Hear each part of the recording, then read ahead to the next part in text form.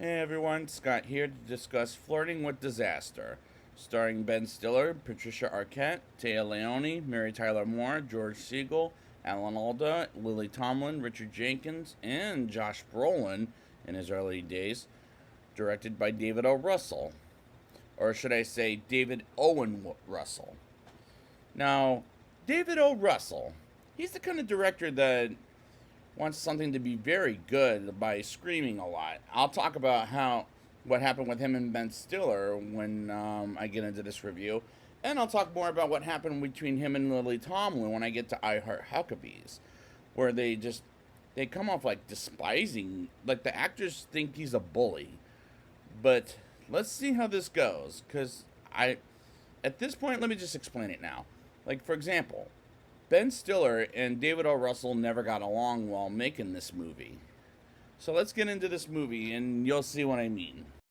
Ben Stiller plays Mel Copeland, who's a married man as he discovers his real parents at his assistant's office, and assistant Tina Kalb, played by Tia Leone, sets up a meeting with his real parents in San Diego, California, while his wife Nancy, played by Patricia Arquette, and newborn baby boy, who doesn't have a name yet, while they try to name the baby for half the movie, but they're waiting for him at home as she wants to have sex with him, while he wants to tell her about his real mother, and they arrange a trip to San Diego with Tina, who's going to document everything with a video camera.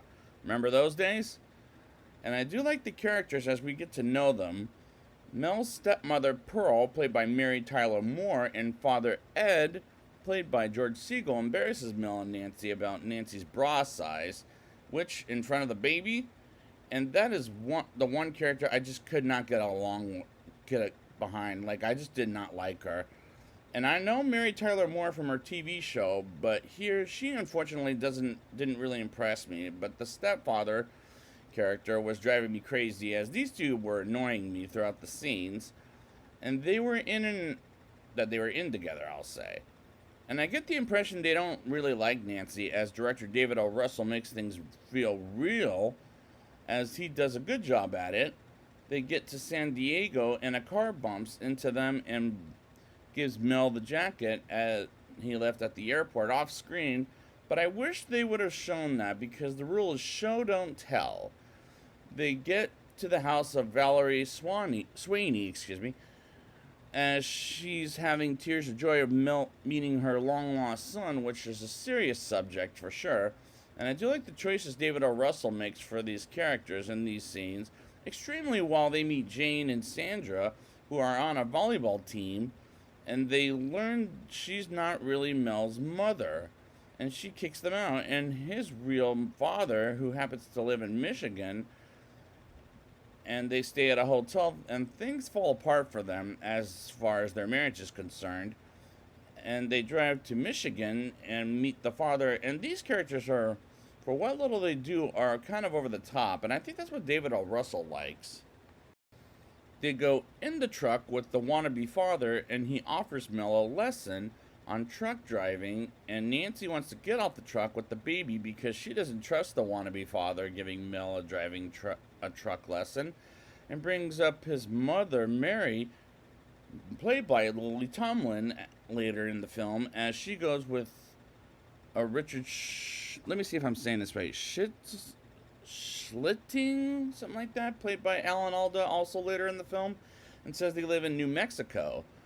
And they all get arrested and meet agents Paul Harmon, played by Richard Jenkins, and Tony Kent, played by Josh Brolin, before he was ever Thanos or No Country for Old Men or any of those movies that I know him from, who went to high school with Nancy, as she's delighted to see Tony to the point they have dinner together. And their marriage gets rocky at this point, and by there I'm talking about Mel and Nancy. But let's move on at this point, and I get the impression Tony and Paul are a couple in a gay way, which I support for damn sure. And this movie isn't making me laugh, but I like this plot for what it is, which is a dark comedy at best.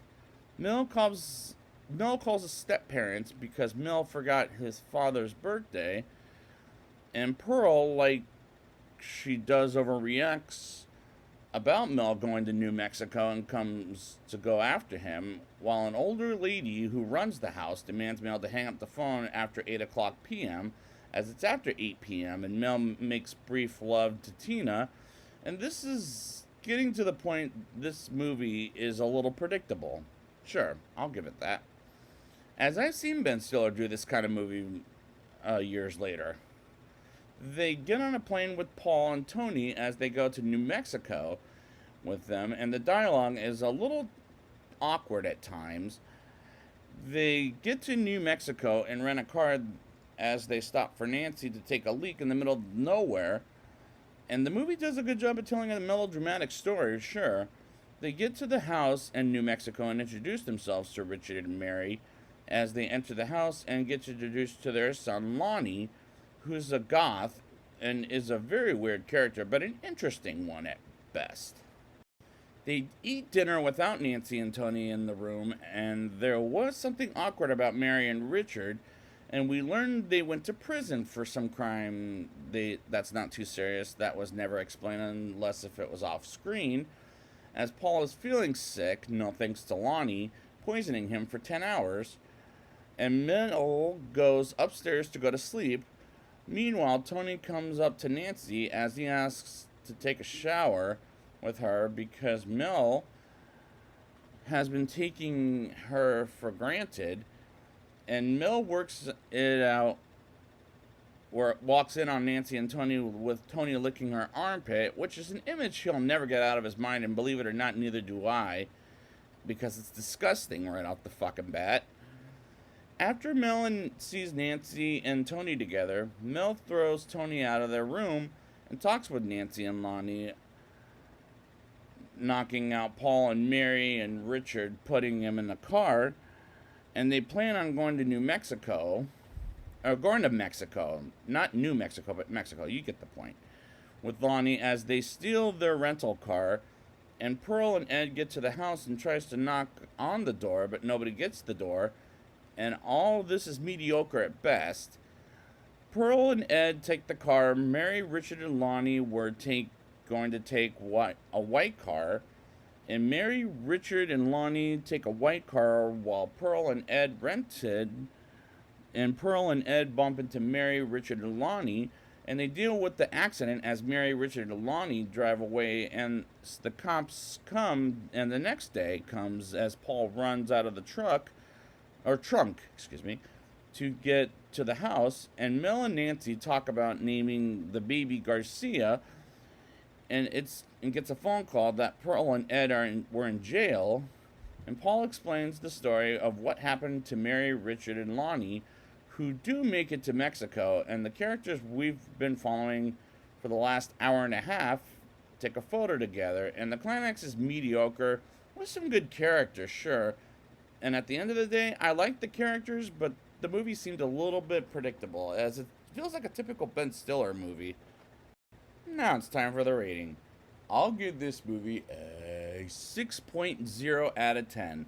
I do like the characters. The plot it feels typical for Ben Stiller to do movies like dark comedies or any other comedies to begin in that he's been in. The dialogue is awkward at times, as it can, but I'm not laughing, but it's at times funny and not really, as the script does a good job of telling a melodramatic story, as the movie is a little predictable, but a good time for a dark comedy, and the movie is expertly made as it's a recommendation for something serious, despite there's times it wasn't as funny, but it's a dark comedy, so that makes sense. And this is no Wes Anderson by any means necessary. So I'd like to thank you guys for joining me, and next time I will be back with another kind of movie that David O. Russell does called Three Kings. And until then,